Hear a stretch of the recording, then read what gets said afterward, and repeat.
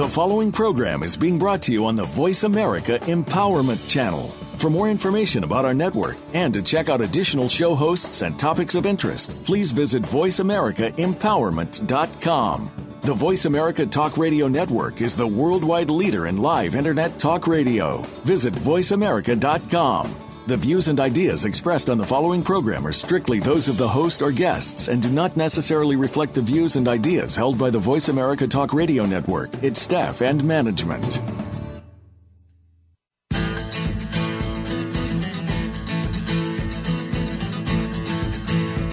Welcome to A Rumor of Empathy with your host, Lou Augusta. Lou is one of the premier empathy consultants in the community today.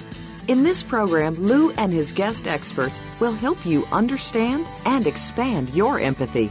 In doing so, you may discover a side of yourself that you never even knew existed. Now, here is Lou Augusta. Hi, this is Lou Augusta. Welcome to A Rumor of Empathy.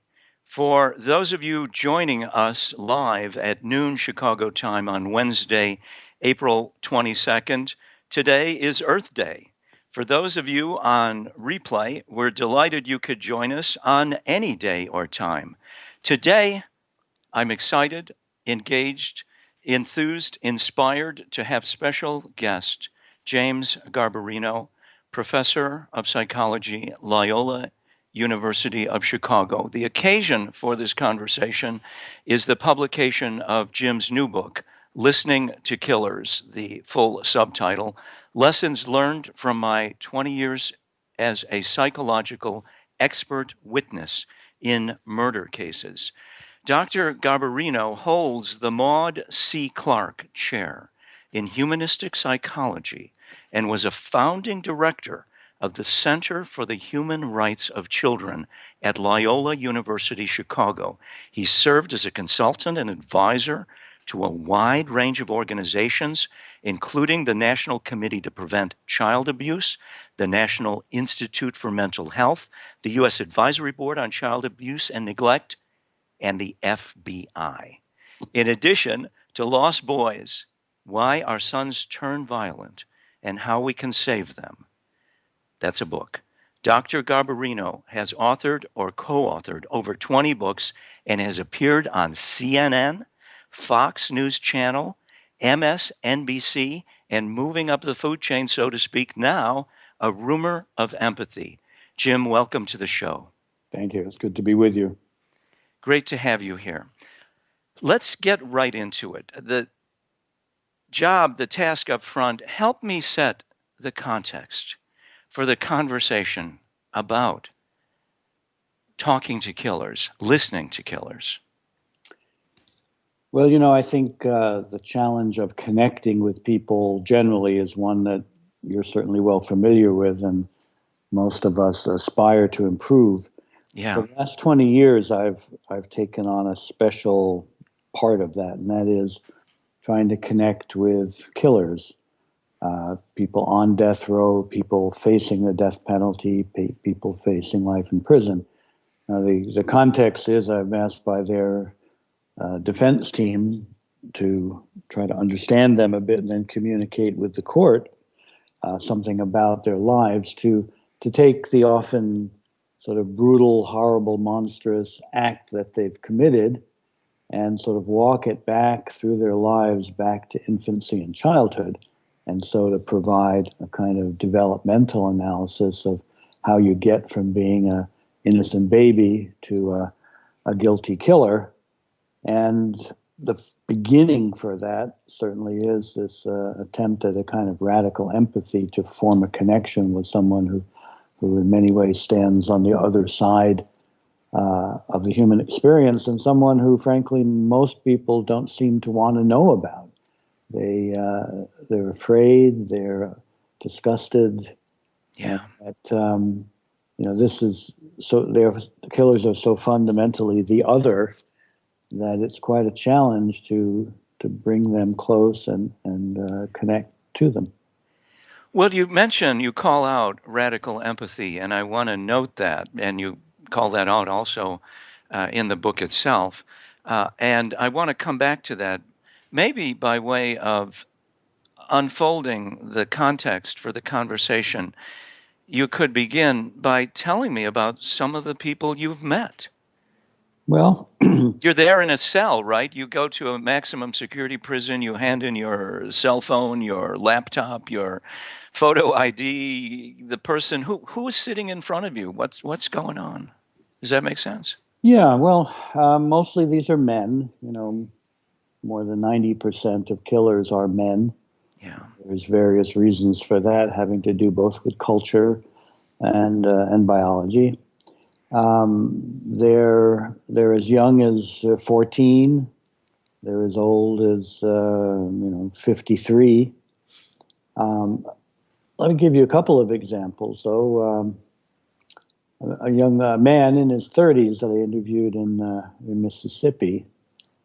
He was on death row already for a murder he had committed, and he was getting a new trial for that murder. He had killed someone in prison since he had been incarcerated. This guy was so scary that whenever he appeared in court, the prison would send 6 correction officers to sort of surround him because they're afraid he was going to explode, as he was prone to do. Very scary man. Big bulging prison muscles and prison tattoos. Most of the time when I interview these guys, I can get the guards to unshackle them. But in his case, they absolutely refused because they felt he was so dangerous. So he was shackled at his hands and a chain that shackled his legs, and that was attached to a bolt in the floor. So we talked. We talked. I listened. That's why the book is called "Listening to Killers." I listened to his story. I had records. I had results of psychological tests, as I often do. But towards the end of the interview, after we heard his story about abuse and torture and deprivation in childhood and the impact of racism on his development, he's an African American man, and you probably know that about half of the murders that take place in the United States each year are committed by African American males, despite the fact they constitute about 10% of the population. So the impact of racism and deprivation and poverty has encapsulated him. But as we got to the end of the interview, I asked him a question that I often ask, and I said, well, is there something about you that it would surprise people to learn? Can you tell me something about you that people would be surprised to learn? And he thought for a minute. He said, yeah. He said, I cry myself to sleep every night. I cry myself to sleep every night. And I was actually, in the case, able to check the records, and the evidence is there that he does, and he has been for a long, long time. There was records from when he was 15 years old in prison, and his cellmate commented that he cried himself to sleep every night.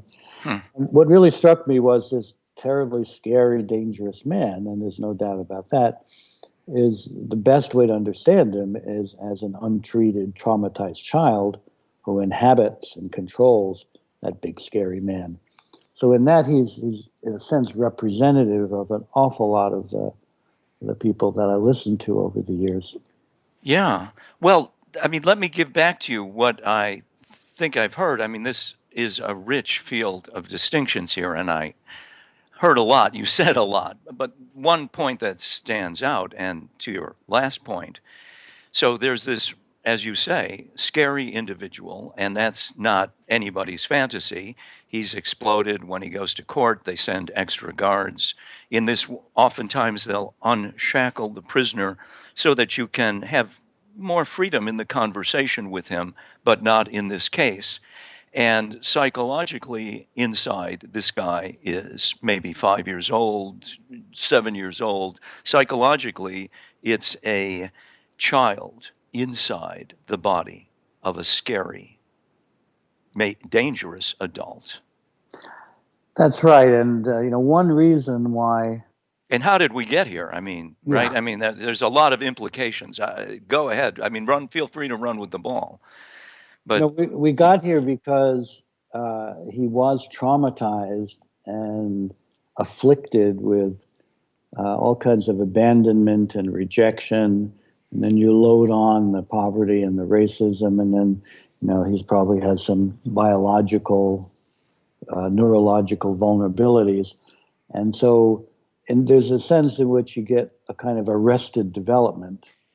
And that's Well, that's a key phrase here, right? I mean, he's still 5 years old inside, emotionally, psychologically, because development stopped at some point. yeah, and one reason why that's so important in understanding violence is the work of a researcher named Richard Tremblay, French-Canadian researcher, who has found that although people think adolescents are the most aggressive human beings, it's very clear that it is actually preschoolers. That if when he does assessments of kicking, biting, hitting, punching, poking, it is preschoolers who have the highest rates.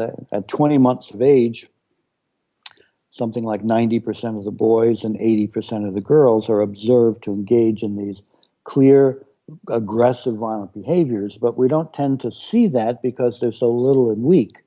Tremblay puts it this way, says if all the toddlers in America went to bed tonight and tomorrow morning they woke up and they were all 6'2" and weighed 220 pounds, he says what would happen is by tomorrow night, most of the parents and early childhood educators would be maimed or dead because these now very powerful children who have problems, who have very grave limitations about emotional regulation, about thinking clearly, what's called executive functioning, with the power now of being big, they would have done a lot of damage. And as I say, so many of the times what I'm sitting with in a prison is, in effect, a 6'2", 220-pound toddler who's thinking and whose emotional life is much more like that. But now they're very dangerous because they're big and scary. And in addition, they may be very angry and very sad. So that's a big insight, because once you can get in touch with that, then I think it's easier to build a sort of empathic connection, because you're trying to connect with that child rather than just with that scary adult. Well, this was one thing that was eye-opening to me about reading this book, listening to killers, and trying to get my head around why killing makes perfect sense at the moment somebody pulls the trigger, and it's often gun violence, and we can talk about that. Also, guns really lower the bar as opposed to having to stab somebody or strangle them to death, which is whole nother story. The heritage and legacy of slavery, to a bold statement of the obvious, has not done a lot for the African American family. It's destroyed families, it's crushed families, it's created single-parent families. There's a long story, well documented, a confronting narrative here. And so many of the people who end up being incarcerated come up in parenting situations where the parents are parents in name only. A parent, so I'm going to give a short lecture here and then see what you think of it. If I had to define a parent in like one sentence, it would be somebody who sets boundaries. Don't stick the screwdriver into the outlet. Don't ride the skateboard into the busy intersection.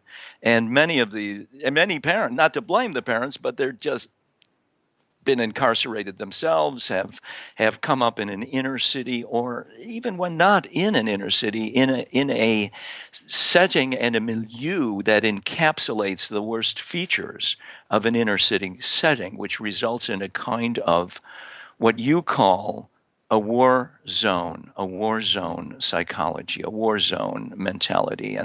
And you can take the child or the adolescent out of the war zone, but can you take the war zone out of the adolescent or the child? That's a question. Yeah, it gets to both how this emerges. It also gets to what the process of rehabilitation and transformation needs to look at. When you look at the experience of some of these guys, talking about how you develop a war zone mentality, I was talking with a guy recently in a case, and he was describing to me how the first time he witnessed a shooting, he was 8 years old.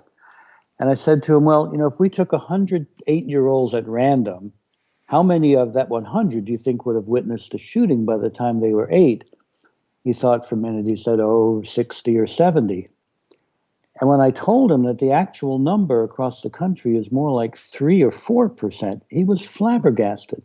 He Yeah. lives in a different world. Another guy recently, since you mentioned parenting, another guy recently said it wasn't until he was 14 years old that he ever met anyone who had a father who lived with them in the house. So, Chilling, appalling, and what chilling both. so different. It's a different It world. is a different world. And it reminds me, I mean, some of this conversation about Warzone, and you describe this in the book, reminds us of situations in Central America during the various civil wars that they've had, the Honduras, Guatemala, and in the barrios in Brazil, which are in the news because of the Olympics and various World Cup events. They're trying to clean that up, which largely consists of police military-like operations, also very confronting and can be damaging. And so this is what we mean by trauma. You're 8 years old and you see a member of your family or even a stranger shot, violence, and it it lives on. I mean, you can what's it take to recover from that? I mean, these people, that's already trouble if one is using such a description, but hypervigilance and being on the defensive, trying to flesh out what this is about.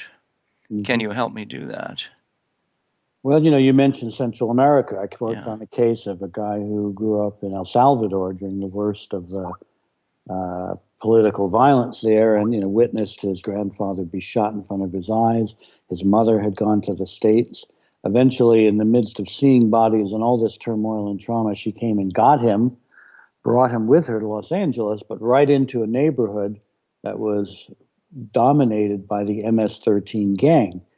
And he, sort of found his way into the MS-13 gang, and the combination of this trauma and his emotional deprivation from being separated from his mother. His father was in prison in El Salvador. He was a very good candidate for that gang and became a repeated killer as part of that experience.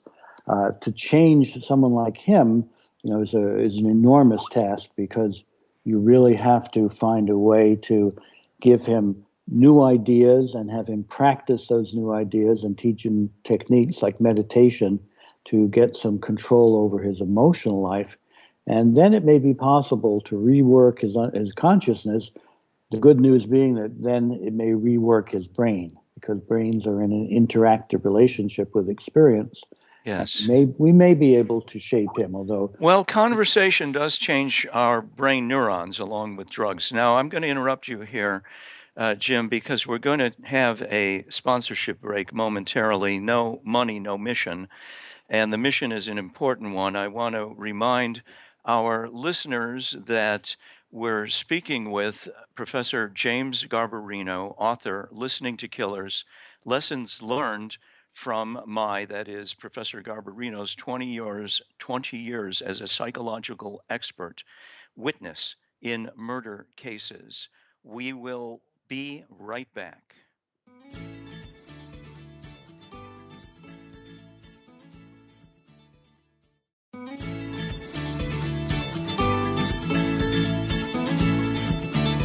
You are listening to A Rumor of Empathy.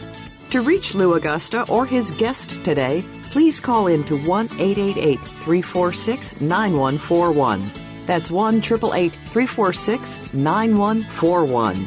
You may also send an email to arumorofempathy@gmail.com. Now, back to the program. Thanks, and welcome back to the show. This is Lou Augusta, and I'm talking with my special guest, James Garbarino, professor, Loyola University of Chicago, about his new book, Listening to Killers, Lessons Learned from My 20 Years as a Psychological Expert Witness in Murder Cases. In the first segment, and in the book itself, Jim, you called out radical empathy. And I thought it would be useful for us to define our terms. One thought that I have, in listening, listening to anybody, it's relatively easy. I'm not saying it's ever easy to listen, but let's say it's relatively easy to listen to victims and survivors. At least this is a story that one has a certain openness to how one survives, even if one is re traumatized vicariously by the difficult matter. And listening to Killer, in my take, raises the bar on empathy. How do we define empathy for purposes of our conversation? Well, I think there's at least two important elements. One is the what I call the circle of caring. The Yeah, idea, say more about that if you would. well, the idea that there are people that are sort of inside the circle to which we think we owe our highest moral values, and in fact, most of our moral thinking takes place within the circle of caring. And then once you get outside the circle of caring, we don't think so much in moral terms because they're not beings that are worthy of our most intense moral and emotional connection. So, for example, um, for some people, dogs are simply objects, and they're objects to be disposed of or used or brutalized. For other people, dogs are beings who are part of their intimate life. And when it comes to people, of course, it's us versus them, and the them tends to be outside the circle. Killers are particularly outside. And so some of it is almost a sort of cognitive or intellectual decision about who counts and who matters and who is worthy. But beyond that, there is this emotional openness. As you said, being open to a victim, it's not hard to get a victim inside your circle of caring. There's a compelling moral case. And while it may be upsetting, it doesn't, your feelings about opening to that are not rage or anger or hostility.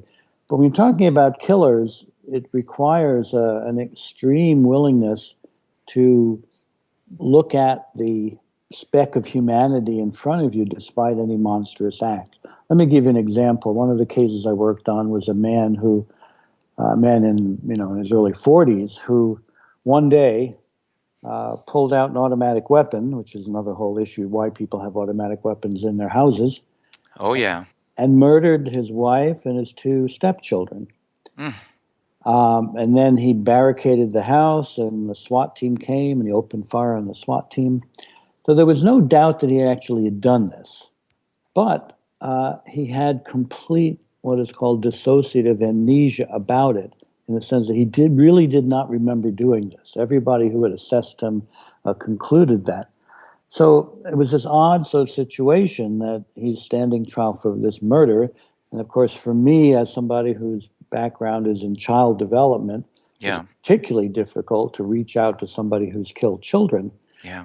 But I needed to, if for no other reason than to understand him, as well as to try to bring him back into the human community after he's committed such a monstrous act.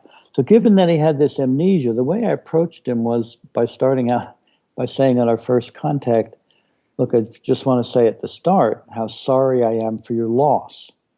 Because from his point of view, it was a loss. He thought someone must have broken into his house and knocked him out and murdered his wife and the two stepchildren. So when I said that to him, he teared up and he said, thanks, man, nobody's ever said that before. That in fact, nobody had ever started from where he was psychologically and emotionally. And so that's an example, I think, of sort of A radical. very powerful one. I must say, my head is spinning. I'm just full disclosure. First of all, I accept your description of the neurological disorder. I mean, there's an absence there. Something goes horribly wrong in the neural networks. He commits this, and one might speculate that the awfulness of the perpetration of the crime itself, killing his wife and children itself, is capable of triggering the amnesia, given that at some level he was a human being. And then there's also the challenge, if I may say so, of understanding James Garbarino. I get your commitment to the humanity, and I'm going to not be careful not to put words in your mouth, but I want the listeners to understand very carefully and clearly that you're not advocating for letting these people, once again, that awful phrase, the individuals you have interviewed out of jail. You're advocating understanding why they kill so we can do better as a community and as a species, perhaps, in preventing death and destruction. Am I getting it right? Well, that's an important part of this. That many of these guys are so damaged that unless there's some miraculous transformation, rehabilitation, it's never going to be safe for them to leave. Although many of them, can become safe, particularly the ones who are young at the outset. I've worked on a number of cases of guys who by the time I interviewed them, are in their mid 30s, but they were 16 when they committed the murder that gets them there. So this isn't, So say more about that. I think that's an important part of your work, and you make a powerful case in the book itself about somebody who's as you say 16 and is carrying a gun to school because he's getting jumped and beaten up, and to him it looks like self-defense, but to the jury it looks like not self-defense. There are different various descriptions. I mean, the best defense is a good offense sometimes, right?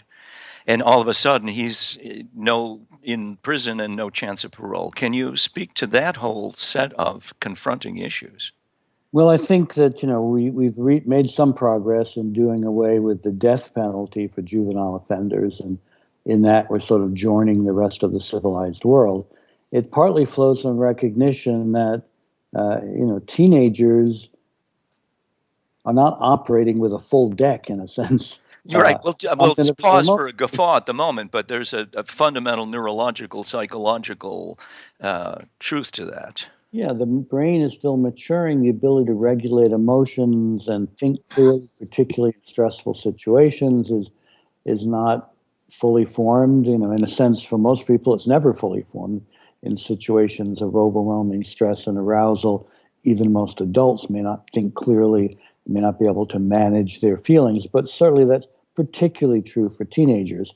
And so I think it's very important that we recognize that if a 16-year-old commits a murder, my personal view is they should never be sentenced without possibility of parole, because they're somewhere down the line, 15 years, 20 years, they may well have undergone both transformation and maturation to the point where they can come back into the community in a peaceful, positive way. I've certainly worked on a couple of cases like that, and the guys, have rejoined the human community and are thriving, who having committed murders at 16. So I think, in some ways... And they're now 30 years old. Now they're now 35 or 36 years old. Yeah. I think generally, most people would agree that 16-year-olds really shouldn't have the authority to make life-altering decisions. 16-year-olds, shouldn't... If a 16-year-old said, I'd like to have, my nose amputated, because I think that would be cool, most of us would say, well, that's sort of crazy. You wouldn't let a 16-year-old decide that. And to me, that's sort of some of the same issue, that you're granting them the authority to make permanent decisions when their minds and spirits and hearts are not really up to the task. Yeah. So there is that. And then there's also, to me, this sort of double jeopardy, that society was not there to protect these kids from the abuse and the deprivation they suffered as children. And now we're going to sort of penalize them for becoming what they were made to become, and so the way that the tires hit the road here is on the concept of choice. Yeah, people are very likely to say, well, he chose to kill at 16, but the research on the degree to which these choices really represent informed consent, they represent mature judgment, and so on, and they represent a kind of thinking which is almost endemic to the world they live in, that should be understood, because most of us don't live in that war zone. And we haven't been shot before. We haven't been stabbed before. We haven't had relatives who've been killed on the street or in that little war. And as a result, our ability to understand the way they experience the world is very limited, and the choices they make are very limited. So I do think that, taking the long view, particularly with the young offenders, we need to have a much greater openness to the possibility of transformation, because many of them do over the 15 or 16 years that follows. Yes. The other thing I want And well, you're there. It puts me in mind of one thing I want to call out in the matter of incarcerating young people. I want to quote you to yourself. As you say, when somebody goes to prison, whether they're young or old, they either become a monster living into the dehumanizing situation that often exists in prisons where human beings are put into cages, or they become a monk. As if taking religious orders, one might say. And it sounds like in some cases, my one question is just practically, how do the monks survive with all the monsters around, right? But this matter of incarcerating young people, I'm not sure can articulate the exact question here, other than to say, can you unfold and speak more about this matter of widespread incarceration, putting young people in prison? The only other thing I could call out is, according to the U.S. Constitution, it is a law against cruel and unusual punishment. Maybe there's an argument to be made here. What do you think of that? Well, I think the United States has about 5% of the world's population and 25% of the world's incarcerated people. We are spectacularly bad at keeping people out of prison. If you look at, for example, Scandinavian countries, I was watching a television program about a Swedish detective, and the most shocking thing about it was the sentences that people would get after he caught the criminals. I'd be thinking, wow, boy, if this was happening in Illinois, we're looking at 25 to life, and it says the sentence was 3 to 5 years. And the research shows that, it's shorter incarceration leads to better outcomes than longer incarceration for a whole variety of reasons, particularly when young people are involved.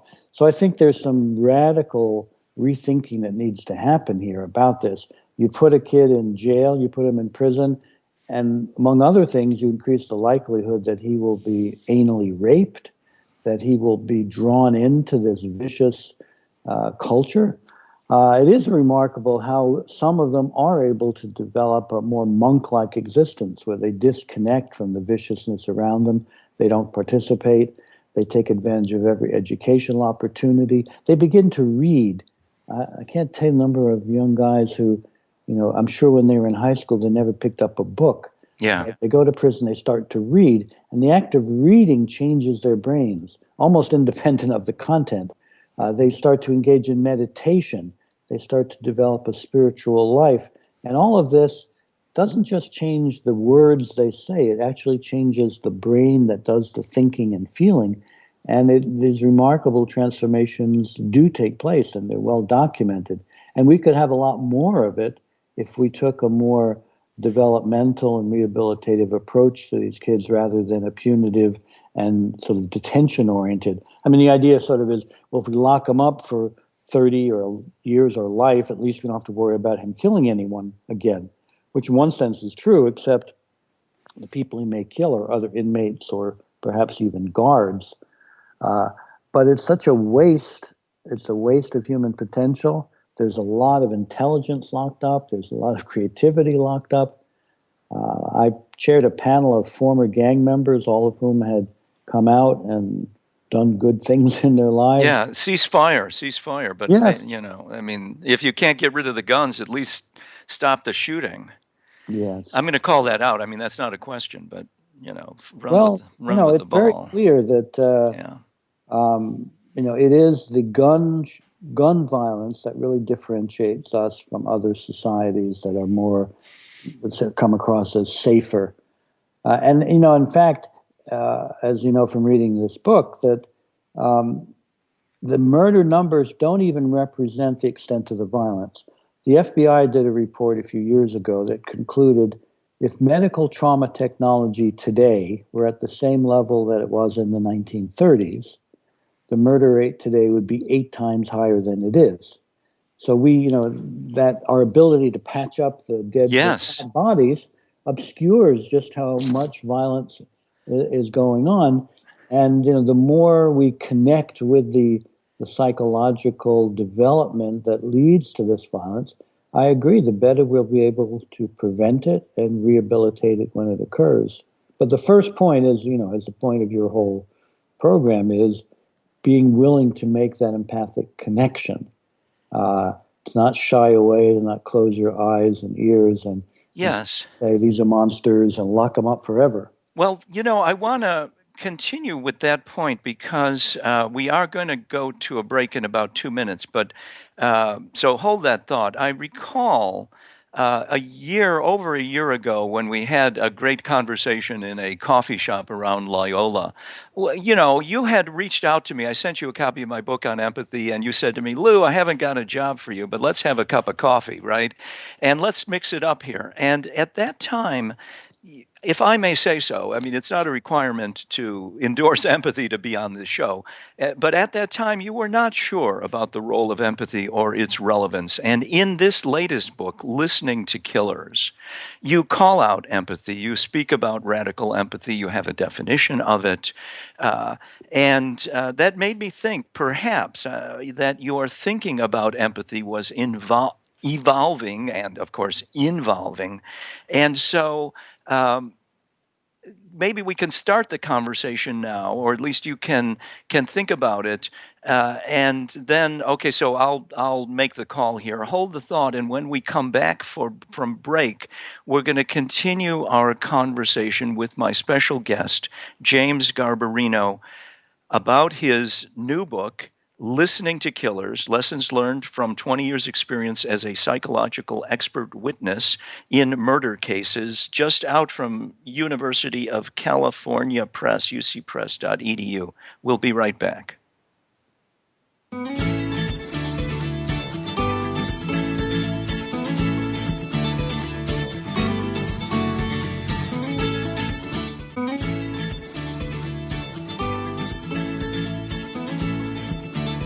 You are listening to A Rumor of Empathy. To reach Lou Augusta or his guest today, please call in to 1-888-346-9141. That's 1-888-346-9141. You may also send an email to arumorofempathy@gmail.com. Now, back to the program. Thanks, and welcome back to A Rumor of Empathy. This is Lou Augusta in conversation with James Garbarino, author, Listening to Killers, Lessons Learned from 20 Years' Experience as a Psychological Expert Witness in Murder Cases. Before we went to break, I was talking to Jim and speculating. Read a couple of your books, actually several of them, Lost Boys, The Positive Psychology of Personal Transformation, Leveraging Resilience for Life Change, Children and the Dark Side of Human Experience. And previously, you had not much called out the distinction empathy. I think your work, if I may say so, is filled and enriched by empathy, but the use of the word itself is another story. And now, in the latest book, Listening to Killers, there's an explicit conversation about empathy, radical empathy, the circle of caring.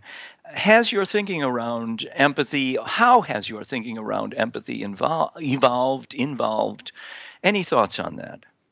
Well, two thoughts. One, I think my conversations with you and my exposure to you has certainly highlighted the role of empathy in human experience. But I think the other thing is that, so writing this book, Listening to Killers, one of the, we went through a lot of possible titles. One of them was I Listened to Killers. Yeah. And it sort of brought the attention back on me in a way that I think in earlier books was not there so much. So it really highlighted my understanding of the centrality of empathy in my ability to do the evaluations of these men. And so I think that sort of flowed into a more explicit focus on the role of empathy coming back from them. But the main thing was this focus on understanding what I was doing in terms of empathy. And then, trying this out on people, trying out the material, trying the book, testifying in these murder cases, and seeing that the lack of empathy for the killer or the defendant was the starting impediment to reaching a humane and just response to their cases. So I think there has been both an evolution and a sort of bringing to the forefront what you do see in the new book, Listening to Killers. Well, thank you for that. And it puts me in mind of the perhaps next logical question. Empathy for the survivors, empathy for the victims, empathy for the killers. How does trauma and the war zone mentality affect the development of empathy in those individuals who eventually end up as killers and on death row? What are your thoughts? What's your guidance there? I mean, you've had some amazing lessons learned here. I got to call out, reading changes your brain. I love that. That's so great. I mean, put it on the tape again, if I may say so. But more to the point, not only read, they didn't get enough reading, definitely. And how does trauma affect the development of empathy? Well, there's at least three kinds of trauma. One is a single incident, a really bad day, like living near the World Trade Center in Manhattan on 9/11. Yeah. It's a bad day. That's sort of a classic single traumatic event. The good news about that is it doesn't, it creates some symptoms sometimes, and people remember it. But it is a bad day, by the way. It is a bad day, yes. Yeah. It's a terrible day. But the therapy of reassurance kicks in the next day, that things are back to normal, and that's very healing. There may be some alteration in the way people respond and deal with it, but it's pretty good news about that. Then there's type 2 trauma, which some people call complex trauma, which is multiple incidents. If you live in one of these war zones, there's a shooting today, but the problem is there was a shooting last month, and you expect there'll be a shooting next month. And so the ability of the therapy of reassurance to recalibrate you is very limited. And you do find more sort of symptoms, more outcomes connected with those multiple incidents of trauma, which include shallow relationships, distrust of people, the kinds of social relationships or lack thereof that impinge on empathy, where empathy becomes almost risky for people because you need to be very protective of yourself. But then there's this third kind of trauma, which is pervasive, chronic, severe trauma that runs through, particularly early childhood. Yeah. And where I don't even have necessarily language to symbolize or represent it. And so, So you can't remember it in a narrative form. And the list of outcomes includes a whole 23 or 24 kinds of outcomes, some of which are direct threats to empathy. Dissociation, where you disconnect to survive. All these sorts of strategies and tactics that kids use to survive that kind of chronic abuse and traumatic life, it makes empathy a long shot for most of them. So, it is implicated in the development of the most dangerous individuals. If it reaches a really extreme point, they might even get called psychopaths. And certainly one of the defining characteristics of a psychopath is a sort of utter lack of emotional empathy for others. The best they can manage is a sort of cognitive empathy in which they intellectually figure out what the other person must be feeling and then act in response to that.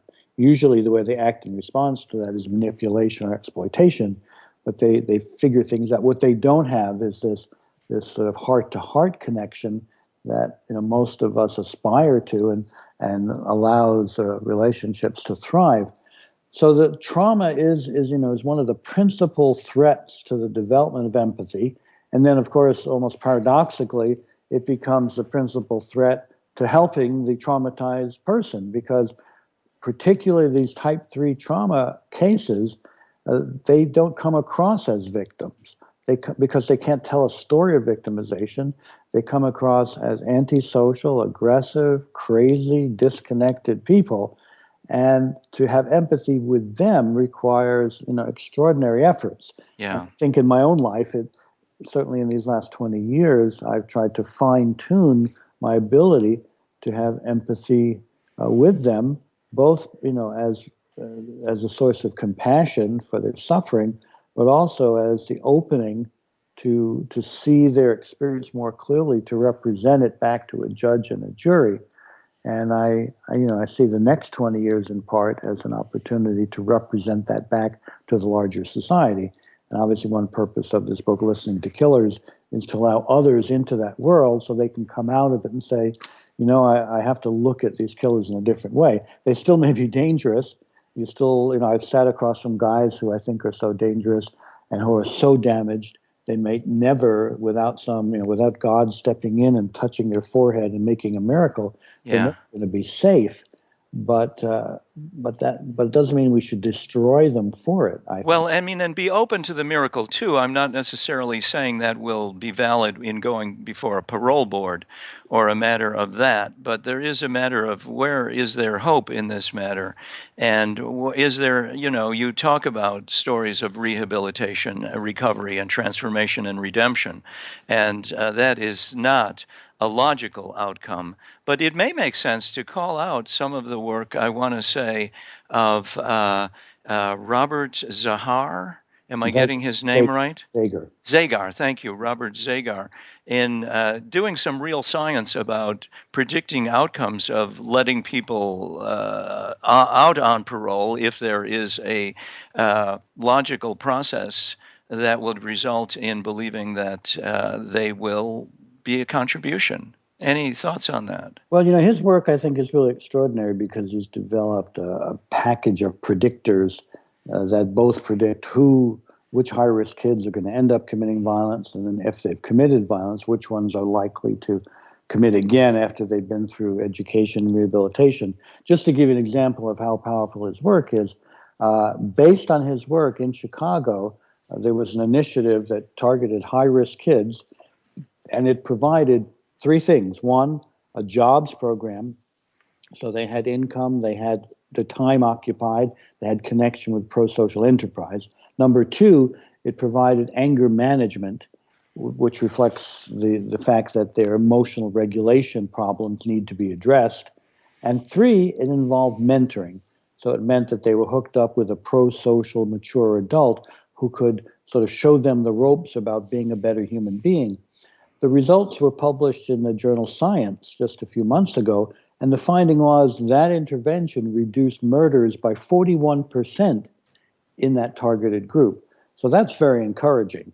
And, we shouldn't be sort of hopeless about this. Even in war zone environments, it's possible to help people pull back from the most extreme forms of violence, and in some cases even divert their pathway to get on a more positive pathway. And I certainly think that listening to killers is a step in understanding this process so we can intervene and preventively earlier on. Well, that's a powerful point, and rarely are people made better by being incarcerated, although sometimes it's necessary to do so.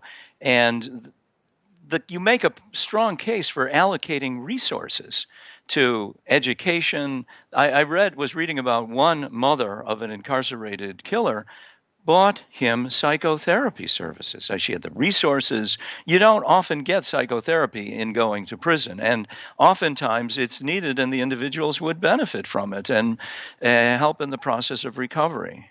Yes, his case, was one of those positive cases that really sustains me because he wrote to me from prison. He had been in prison for almost 16 years, but he did have the possibility of parole. His mother had paid for a psychotherapist to come visit him every week the first 2 years he was in prison at 16.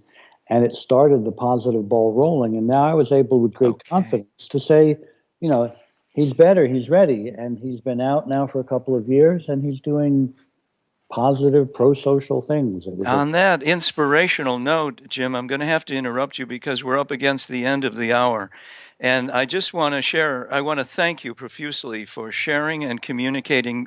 The rumor of empathy is no rumor. Empathy lives in the work you're doing, Jim, and in the book itself, listening to killers and the contribution you are making. Next week, I want to invite the listening audience to join me as I have a conversation with Alice Dreger, author, Galileo's Middle Finger: What Happens When Science Bumps Head with Social Justice. See you next week.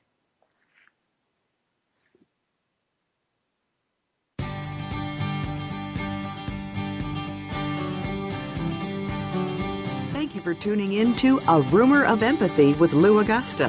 Please join us again next Wednesday at 10 a.m. Pacific Time, 1 p.m. Eastern Time on the Voice America Empowerment Channel. We hope to see you again next week.